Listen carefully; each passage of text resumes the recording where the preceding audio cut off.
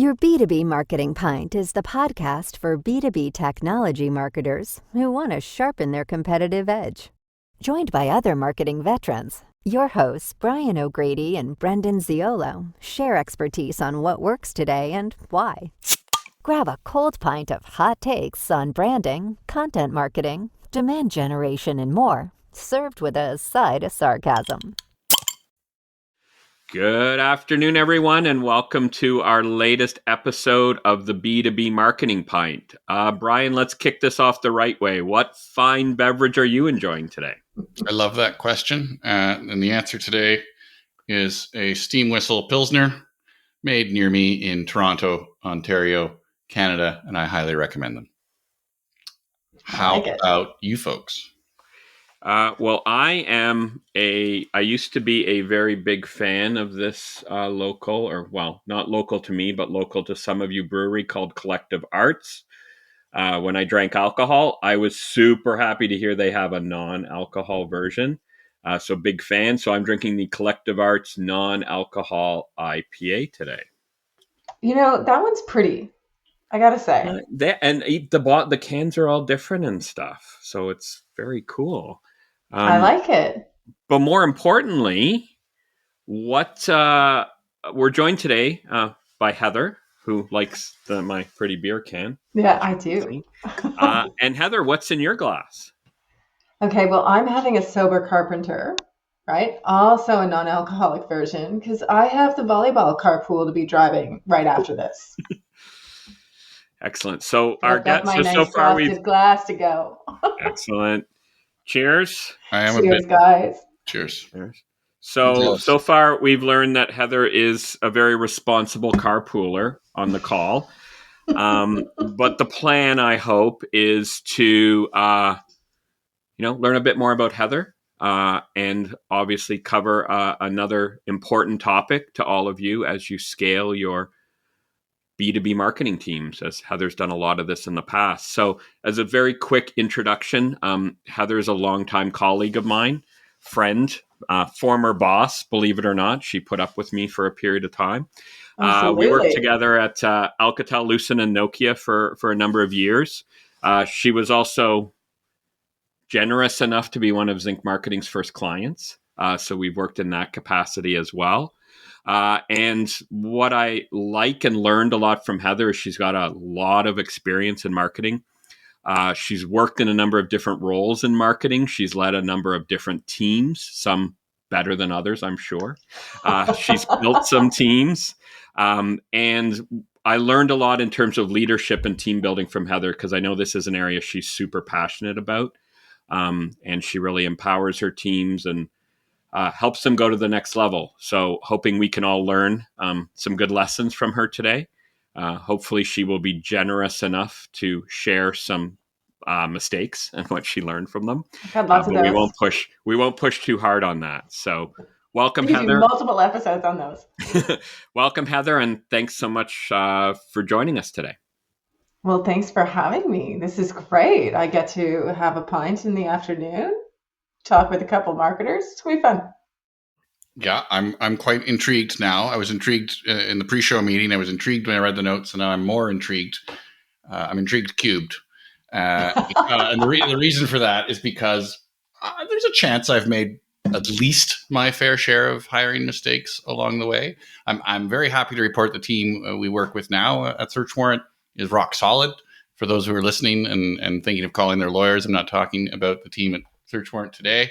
But to get there was not smooth. To get there was painful and a rocky road, because I do a lot of things, but I guess my chops were not HR chops to begin with, or not hiring chops to begin with. So I might be taking some notes and writing down some of the things I hear today. I'm looking forward to learning. Let's put it that way. Well, let's hope. I've got something to share. I'm confident. So maybe I'll kick it off with kind of our first question, and we'll see where this leads us. But when you start out building your marketing team, Heather, you obviously need a lot of different skills. Marketing is a fairly vast scope, and in some companies, it's more vast than others, and sometimes includes things that may not necessarily be marketing by some definitions, but it still falls to that team. what's the most important skills that you're looking for when you first start building the team? And then maybe the flip side of that coin is, what are some of the skills you just don't think you need initially? Okay. So, I mean, at the risk of stating the obvious, it really depends on what you have on the bench. So, at Nokia, most of my teams were fairly established. You have to tune them here and there or help structure them here and there. But my last two jobs have been with smaller companies. My last job I came in, there was one other person. This job that I just started, there are two people. So it's taking a look at what you're starting with and trying to find some of those complementary skills. But if I were to say I'm starting from scratch, I think the most important hire that I would be making right from the beginning is like core capability set, which is product marketing. Someone who deeply understands the product market fit. They're able to go into brand positioning just to really understand what matters to customers and how to communicate that in a meaningful way. But then on the softer side, particularly with a startup, but I would say, it matters in big companies too, but on a startup, it's just put under the microscope, is really taking a look at that energy and scrappiness and curiosity. Because Brendan, you've worked in startups before. Like, how often do you go in with a tailored job description that actually, stays, between those lines? Like It lasts a good 5 minutes at least. Exactly. So you want someone who's got a little bit of flexibility, a lot of curiosity that can go and dive in and figure stuff out. That's cool. I'm already learning things. Okay, this is making sense to me. So with that in mind, let's say you show up, new gig, you've got a team of two or small team. What are the things you can teach if there's a gap, and what are the things you can't teach and that you shouldn't try, or are there such delineations?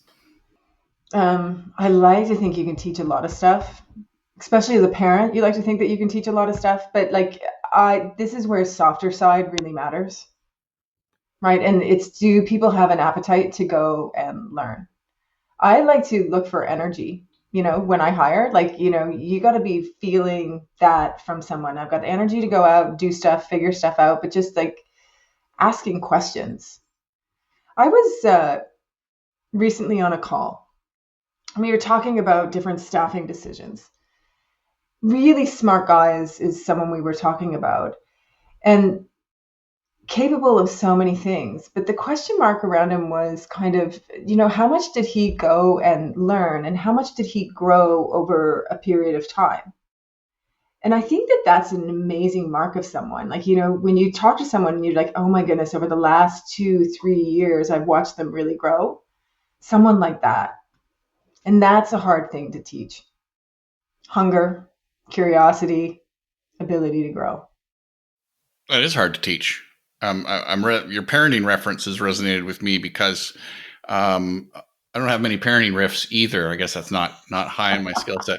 But the one I do have is, if you taught the kids to be confident, if you can raise confident kids, almost everything else can follow, because they've got the confidence to follow through on that. And maybe that's similar in a hiring perspective. If they've got the enthusiasm, or if they've got the confidence to go for it, maybe that's the prerequisite. Yeah. I take a look at my son, right? And there's I can go figure out how to play guitar. I can go figure out how to code a game. I can go I think that, you have that. I think it's great. It's the same for staff. Yeah. But Heather, on that one, do you think the company stage matters? So I'm very much with you as you're talking about, in the startup example, that's perfect, right? Because everything's going to change quickly. You're going to be asked to do things quickly. And let's be honest, startups don't generally have the biggest budget for hiring either. So there's kind of you can hire someone who's maybe a bit more green but enthusiastic, where you can't afford the experience, right? But what you're talking about here, does that also apply to the equally large companies? Did you look for the same at Nokia, right? When we were together, did you look for that same enthusiasm growth, or do you think it's different at the larger companies? I always like to have energy on the team, right? And, folks that are capable of growing and stepping into a leadership. The only time that you'd start to trade that off is if you had really deep subject matter domain knowledge. But I mean, ideally, those things would go hand in hand in, that ideal world. Okay, so if you've got your team, you've got, let's say you're in your startup, small team, you've got some hot skills, you've got some enthusiasm, some energy, but there's probably not everything, and you might be short something, and that brings us to how are you going to get it? And so that brings us often to outsourcing, and Brendan already mentioned budget. So is there a right, what are your hot takes on, I'm looking for outsourcing for particular skills, how do I find it? What's the right way to book it or pay for it? For those of us who do need to go out looking occasionally to get extra help, either because we're really, really busy or because we've just been asked to provide something, a skill set we know we're not good enough at and we want to bring in someone better. What do you think? What do you got for us? Okay, outsourcing is one of the best gifts to marketers, right? Especially in a startup where, you want to be able to scale without overcommitting. And I've actually loved when you're doing some of the outsourcing and you find someone who will do a fractional job because you don't need it full time. And then you fall in love with them and bring them onto the team. I recently had a guy like this at my last company where I brought him in. I'm like, I need you to plug a hole for me. I've worked with you before, right? I don't need you full time, but I really need that skill. And he just worked out so well. He was such a fit that we were like, okay, we want you on. But when you think about outsourcing, I think about it a couple different ways. I think first about like, hey, what do I really need in-house and what do I want to outsource? And I think when I go in-house, I think it has to be core competencies like that brand, right? The positioning, the messaging, right? Those core functions that are like, close to who we are. And on the execution piece, I think that's where outsourcing gives you a ton of leverage. So I think that's one part of it, right? So, core stuff in-house, right? A lot of the execution out of the house. But then I think, Brendan, you were talking to me a little bit about budget as well. Within there, I look at price points that I would want to be paying for things. And I think right now, I don't think I've ever worked for a company that doesn't care about getting the most out of their budget. And I think that needs to be a core skill, like for all of us, like, because, if you're going to lead a team, and more when we come into board meetings or into investor meetings, I've been asked for return on investment in marketing. And one of the things I've also been talking about is efficiency gains. Are we getting more for less, right? So we're seeing some sort of efficiency. And so I look heavily at that price point I'm paying for a service. Hey, Brendan, you would know this. I think it's probably been imprinted onto you at Nokia. When all of a sudden you're like working in a global market, you can see the difference between like a price point in India versus California. Big time. Yeah. Yeah. In fact, I'm going to dive in with a question because that's a really good one because I bumped into this all the time. I spent some good time in India with IBM. How do you know? I mean, if you don't speak all currencies, you don't speak all cultures, how do you know if spot that value for money if you're operating? Someone comes to you and says, I've got a hot shot in Colombia. I've got an amazing person in Romania. You should check them out for that skill you desperately need. Are there techniques for knowing where you're at in terms of the market there? You want value for money, but you want to be fair. That's an area I've struggled. Well, I think that's when, like, Brendan's really good at this. Brendan used to, like, I thought, Brendan, you were a phenomenal hirer, right? Because you would also you'd be looking at writing. You'd be looking at their actual work. It wasn't just people show up and they give you nice answers on an interview, right? You took a look at what they actually deliver. So I'll look at references and I'll look at their book of work as much as I can. Yeah, I always just on that point, and then I want to circle back on the global point, but I mean, I teach at the local college now, but I've also done like workshops for students and stuff like this. And I'm always intrigued because I'll be on this panel with maybe non-tech, non-startup type people. And they're like, you got to do your resume and you've got to do this and you got to do all this kind of stuff. And like, I'm the renegade on the other side. Where it's like, throw all of that out. I want your LinkedIn profile done. I want a website with all your stuff. If you're hiring to be like a video person, I want a YouTube channel. Like I want you to do the work you're going to do for me and then show it to me. And it doesn't have to be clearly about the company or the technology or anything. Like one of the great hires I have at Zinc Marketing, and I hired her when I was at Nokia, was she built her business on social media. I mean, what better skill set, what better learning is there for a social media person than I've done this already for myself. I can now help all of you do that. And I just think that's an amazing proof point. And like, I'm not sure I ever saw her resume in retrospect. I'm gonna assume I did because she was hired as a co-op, and I'm going to assume there was a resume somewhere in there, but it's not what stood out, right? It just wasn't. It was the examples, it was the clips she shared and stuff like that. So, on the hiring point, and if there's any future marketers listening, that's what I would encourage. It's less about your experience and it's more about what you've done. Now, realize there's a bit of hand in hand there, but show me what you want to do for me.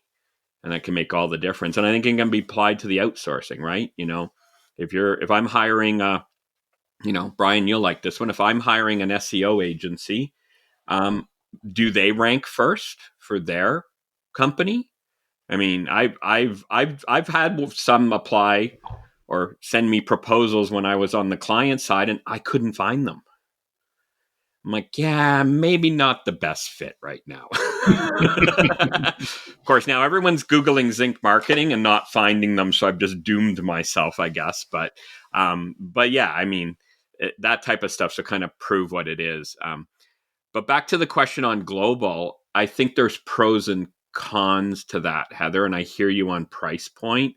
Mm-hmm. The obvious con is time zones. I think we've all worked in global companies, and finding that 5 minutes of overlap between time zones when everyone's free to meet can be difficult. So someone's always compromising on their time zone, and as long as they're aware of that, you're aware of that, etc., I guess it can work. But that's a struggle.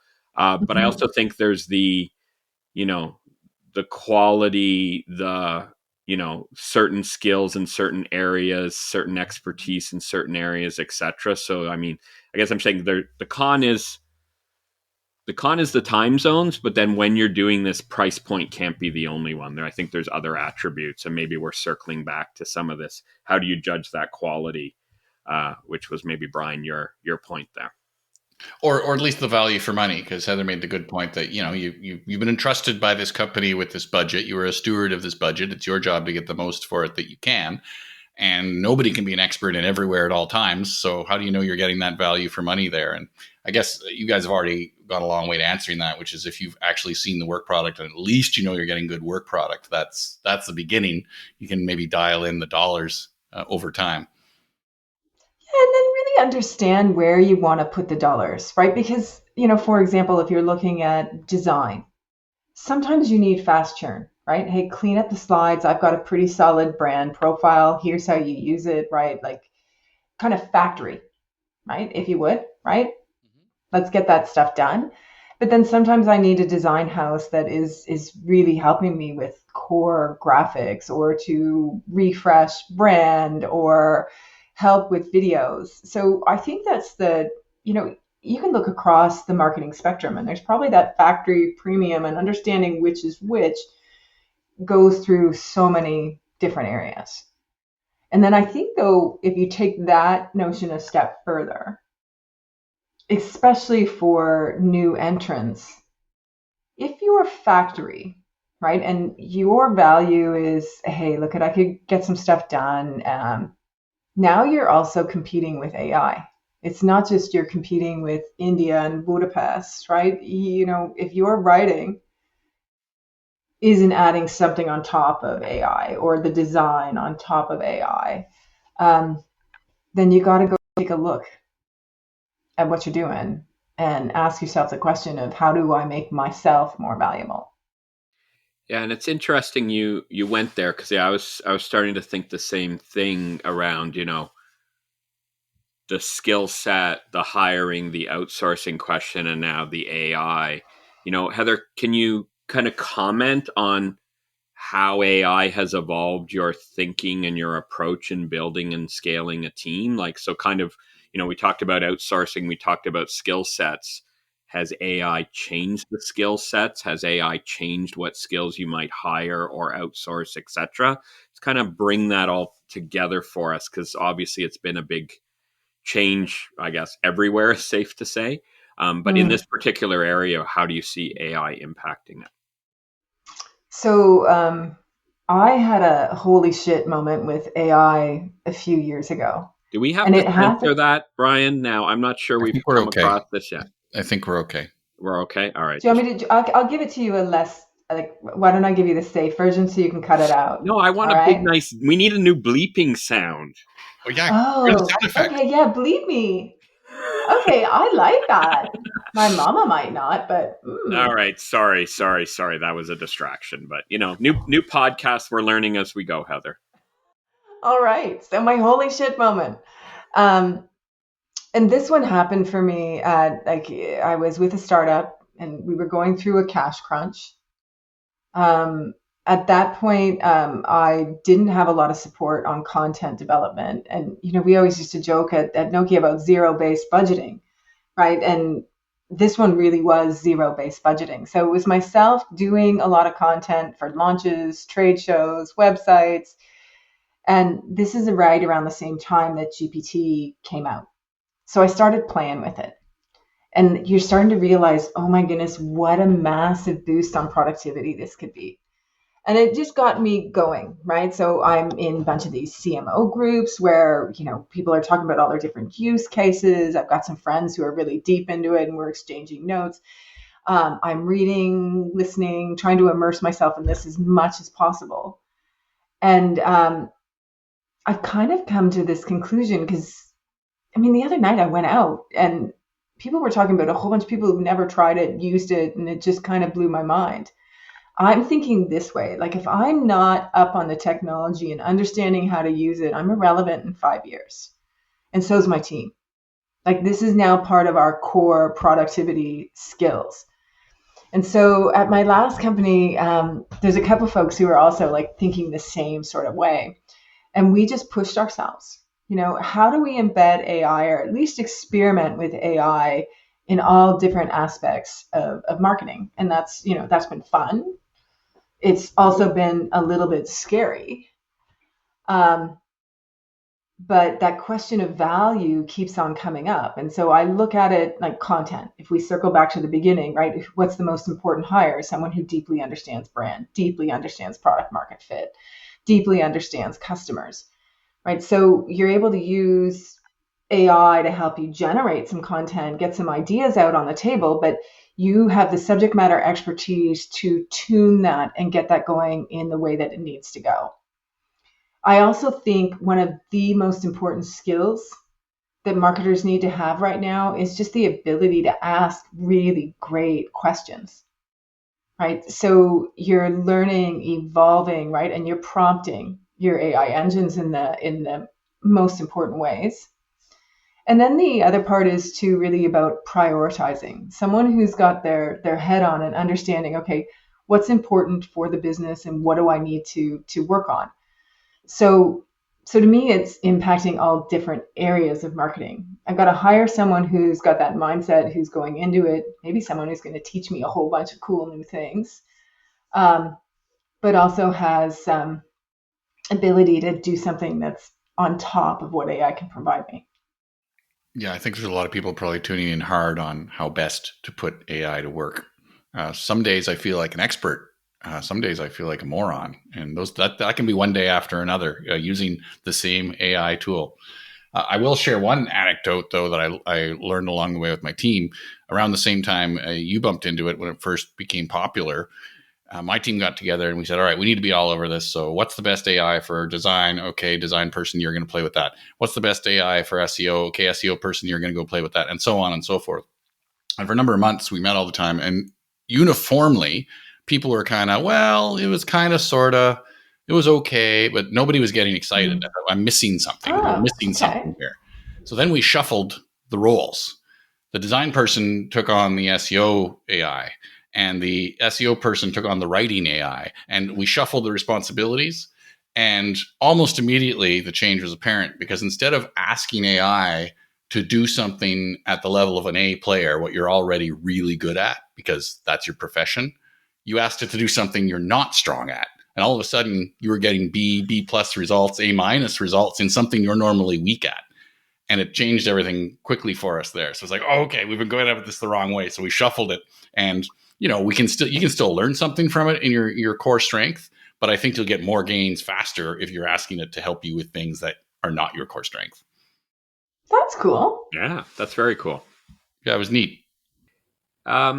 So I think I see Brian's beer, starting to work its way down and get a bit empty. But I don't want to wrap this up without touching on your mistakes, Heather. Oh, yeah. A favorite topic, and clearly the reason we will never have a return guest to this podcast. But oh well, what can you do? So maybe I'm even happy with one mistake that you've made. See, I was going to give you a boatload. Oh, see, I was going to give you, you've made so few. Could you please pick one? But no, we'll leave it open to you. But are there any mistakes you have made building out your team, scaling your team? And hopefully the lessons learned on those as well. I'm sure our listeners will recognize one or two if you share more than one. I know Brian and I will recognize all of them, I'm sure. What mistakes, what have you learned? And yeah, just, give us a couple if you can. I think one of my big mistakes is really moving too fast, especially when you're starting a new job and you're eager to prove yourself, right? You go in and you're just like, let's get to work. And you don't pause and ask enough questions. And especially with hiring, I think, Brian, you were talking about, I've pulled the trigger on getting folks in a little too quickly because, I'm eager to get going. And they weren't the right fit. But once you hire, right, it's you're stuck for a little bit. Whereas my favorite team that I ever had, I spent a lot of time interviewing. It was about 60 people, and I talked with them each individually, right? Because I was trying to figure out group leads and whatnot. And I spent quite a bit of time. And through those conversations, I discovered quite a few things, and I made some shifts. I think I turned over 30% of that team and shifted some folks into new leadership positions. And it blew me away. Right, just the people, and then they stepped into roles, they led, right, and just people that were operating just at a fraction of their potential, all of a sudden, were a little bit unleashed, and we saw the kind of potential that they had. But that was when I went slow. So that's one. Second one is, for someone who does communications, it's embarrassing to say. Communication has been a big one. And I think sometimes we're so busy doing our work and we assume people know what we're doing, or, what's happening or why we're doing stuff. And, they don't. And I think it's so important to communicate what you're doing, why you're doing it, success, not success. And that's ongoing. And I think if I really look at it, this communication piece has probably been one of my biggest areas where I've constantly got to remind myself, just make sure you communicate what's happening. That resonates strongly. I know you probably have a number 3, but I gotta jump in on that one, because if I've made 10 mistakes to quantify it, 8 of them can be traced back to miscommunications. there's maybe 2 that were someone did bad work, maybe me, or someone did the wrong work, maybe me. But 8 out of 10 mistakes I've ever made come back to a miscommunication somewhere, or lack of, or poor, all about communication. And that, yeah, I'm also allegedly a communicator. That's embarrassing. You're like, facepalm. How did I let that happen? Totally. And, or the avoided conversation. Yeah. And I'm not, I mean, I'll be honest, Heather, because I think of you as a great communicator. So I am actually surprised you picked that, knowing you. But yeah, I mean, Brian's right. I mean, a lot of this stuff does circle back to that. So, great What that did you you just recognize say? it. Did you just say what I think you said? Yeah, you got it on. You got it recorded. Now since I've got to bleep out the cursing, I'll bleep out the Brian was right part as well from this part of the episode. I knew it was going to be a good day. But yeah, Heather, that's very forthcoming, but yeah, a bit surprising to me, but it's a lesson we can all learn, right? Communication is very important, and we can all do better at that, and probably many other things too. There we go. And if I give you a third, yeah. I Did do. you have a I third? mean, I've got 10, right? But okay, well let's just cap it at 3. 3 big buckets. Yeah. Misjudging fit. And I say this, I think it's probably the older I get. I used to think that you can make a lot of things work. Hey, look at, if I sweat this out, if I'm coaching a lot, or even myself, right? If a job's not working, your relationship with your boss isn't working, or your relationship with the team, call it. Because I think at the end of the day, one of the things that holds people at an organization is the bond of the group. I like to think that, hey, I can go to work and, hey, Brendan, you and I went rounds on a whole bunch of things. Like, we had some healthy debates, right? And, I still wanted to go out for dinner with you at night. And that, to me, is the bar, right? People who make you better, they're going to challenge you, but you still want to go out to dinner with them at night. If you are like booting out the front door, making some excuse not to join the dinner, right, then it's probably not right. So go and have some fun, and make sure that you're looking for that sort of a team. And I think now in my 50s, I'm realizing just how much that matters. That resonates. I can tell you for a fact, a number of years at IBM, you could work all day together in whatever city, and over dinner, as much or more important work got done for the sake of the team and for the sake of the company and the bottom line and the shareholder. That's the cohesiveness part. Yeah. And did you laugh at dinner? A lot. And that's when right? That you've got some kind of chemistry and a great team. And I'm always looking at coaches and stuff. And I was listening to Steve Kerr the other day, talking the Golden State Warriors coach. He also coached the U.S. Men's Olympic team.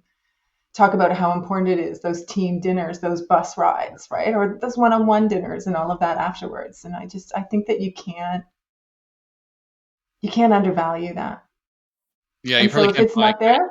Yeah, you probably have to build chemistry. You probably can't buy it. Yeah, which kind of takes you back to the first question. And I do know, Brian, I think it goes back to our first time working together, that I think we had a mantra that we wrote out that, all good ideas come out at a bar. There's numerous ways like that. So, now we did have a very quick corollary to that. I don't know if you remember this, Brian, but you had to edit and review those in the morning. Heavy editing. Yeah. was the key factor there, and it was a review cycle for sure. Very important, because you just couldn't publish those from the bar. But on that note, Heather, we really, really appreciate your time today. Thank you so much. I've known you for a while now, which I'm sure you find hard to believe too. And I always learn stuff when we talk, and this today is clearly no different. So thank you for sharing your insights, sharing a pint with us. Hopefully you have more left than Brian. Oh, I don't know if you do. And, any final thoughts, words of wisdom, so to speak, we'll give you the last word. I'm sure we won't, but for now we'll give you the last word. One, that it's been really fun, right? It's great talking with you guys, and I love the energy that you bring to it. It's great. And I think really for listeners, if I were to say one thing, it's that notion of everything is changing so much right now. It's just a really great time to get curious and to play and experiment, and it makes it so much more fun. You don't want to get to this job where you know how to do it and you get stale and uninterested. Right? Now's a time, particularly with AI, where things are really reinventing itself, and I think it's a really interesting time to be in marketing. True. Hopefully not too many marketers go into marketing because they don't want to have fun. So I think fun might be an underrated part of this profession. That's true. If you're doing it right. Do we have to, I would like to keep doing this all afternoon, but do we have to stick a pin in it there? Do we have to finish, Brendan? I think our listeners may appreciate us not going on all afternoon, Brian, because I'm worried that's a slippery slope for everything here. But yeah, let's put a pin in this one. Hopefully Heather will come back at some point. We'll edit out the mistakes, or we'll promise not to have her share those next time. But to our listeners, we really hope you've enjoyed this episode. Don't forget to subscribe, share, leave a review, and make sure your fellow marketers know about this B2B Marketing Pint as well. Thanks again. Thanks. Thank you, Heather. Hey, folks, if you liked that episode, you won't believe the next one. So don't forget to subscribe on your favorite platform and you won't miss out. Or if you've got an idea we haven't thought of yet, hit us up in the comments. We'll cover that too.